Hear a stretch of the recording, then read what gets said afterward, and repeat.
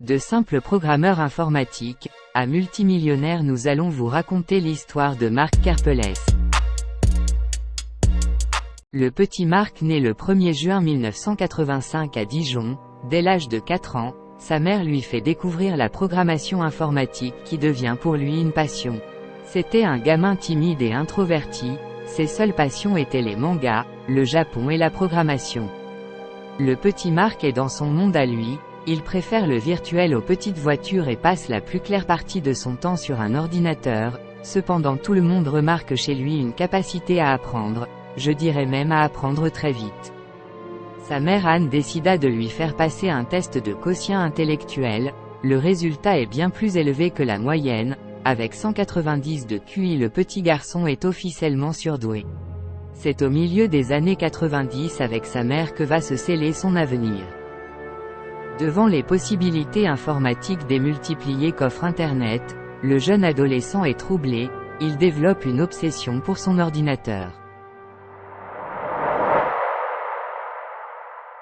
Vers ses 18 ans, il trouve son premier boulot, il occupe une place de développeur pour une petite entreprise de jeux vidéo, mais rapidement le surdoué s'ennuie.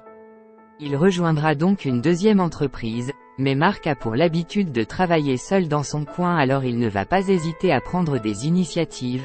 En 2005, il va mettre en place des systèmes qui détournent des données confidentielles de l'entreprise. Peu de temps après, il se fait démasquer, il quittera donc son boulot. En pleine dépression à ce moment-là, Mark replonge dans ses programmations, ce n'est que peu de temps après qu'il décida de trouver encore un nouvel emploi. Il se présenta face à son patron avec un scrupule incroyable. Mark demande un salaire énorme mais affirme qu'il peut tout faire, alors le patron lui enchaîna les questions, « Tu sais faire ça ou encore bien ça ?» Mais à chaque question il lui réponda oui qu'il pouvait le faire.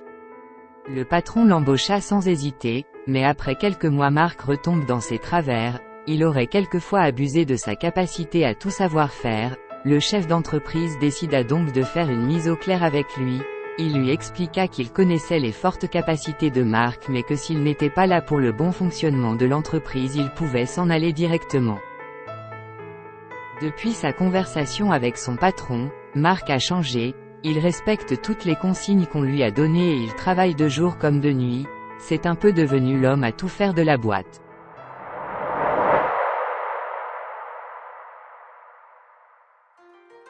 Il travaillera encore quelques mois, mais Mark n'oublie pas sa passion pour le Japon, et à seulement 24 ans il se sent prêt pour tester la grande aventure.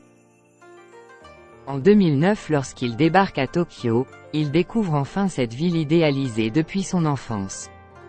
Il apprendra le japonais en seulement quelques mois et ouvrira même sa société, qu'il nommera comme son chat, Tiban. Alors que tout semble paisible, Mark est convoqué chez les gendarmes pour piratage et hacking par son premier patron. La punition sera sévère, 1 an et demi de prison avec sursis, mais Mark dit qu'il n'a rien fait et préfère faire abstraction et continuer son travail au Japon. Dans son entreprise, un de ses clients lui propose de payer en Bitcoin, c'est à partir de là que tout va prendre des proportions exagérées. Le Bitcoin est une crypto-monnaie qui vient seulement de naître à ce moment-là, ça fait seulement 1 an que ça a été créé.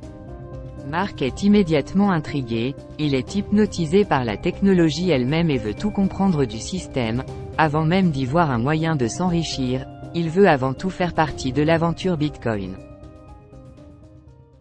Mark décide de se lancer et racheta une entreprise au nom de Mangox. Son idée est d'utiliser la plateforme internet existante et remplacer son ancienne fonction pour en faire une nouvelle. En gros, on pouvait acheter des bitcoins sur son site et les stocker. À ce moment-là, les crypto-monnaies prennent de l'ampleur et explosent totalement. De plus en plus de gens viennent chez Mangox pour ouvrir un compte et acheter des bitcoins. Mais ce que Mark n'avait pas prévu, c'est toutes les cyberattaques qu'il reçoit sur son site. Il doit quotidiennement faire attention. Quelques mois plus tard, malgré tous les efforts, Mangox subit une attaque qu'il n'arrive pas à contrer. Le site ferme quelques jours et tous les bitcoins ont disparu. Mais le site réouvre quelques jours plus tard. Quelques jours après le bug, il les rassure en transférant en direct 424 240 bitcoins qu'il prouva sur un forum internet. 2 ans plus tard, en juin 2013, un bitcoin vaut 1000 $, et Mangox brasse entre 5 et 8 millions de dollars par jour. Mark Karpeles gère les comptes de 127 000 utilisateurs et emploie une soixantaine de personnes. Le 7 février 2014, le site ferme brutalement et ses silences radio. Mangox ne publie aucune information officielle et le gérant Mark Karpeles semble avoir disparu. Après une semaine sans réponse, les clients paniquent et viennent jusque devant la société pour avoir des explications. Mais Mark ne dit rien pour le moment et préfère rester muet. Le 28 février 2014, 21 jours après la fermeture du site, Karpeles réapparaît et s'apprête à faire des excuses publiques. Il annonce la disparition de 850 000 bitcoins qui équivaut à 500 millions de dollars à l'époque. Selon lui, il aurait été piraté par des cybercriminels. De longs mois d'enquête vont commencer. Pendant un an, Mark est laissé en liberté, mais le 1er août 2015 il est arrêté. Il sera enfin jugé en 2019 où il écopera de 2 ans et demi de prison.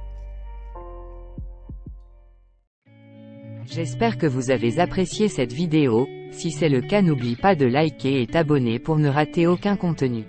J'ai sorti 3 autres vidéos que vous pouvez aller voir dès maintenant. À plus les amis.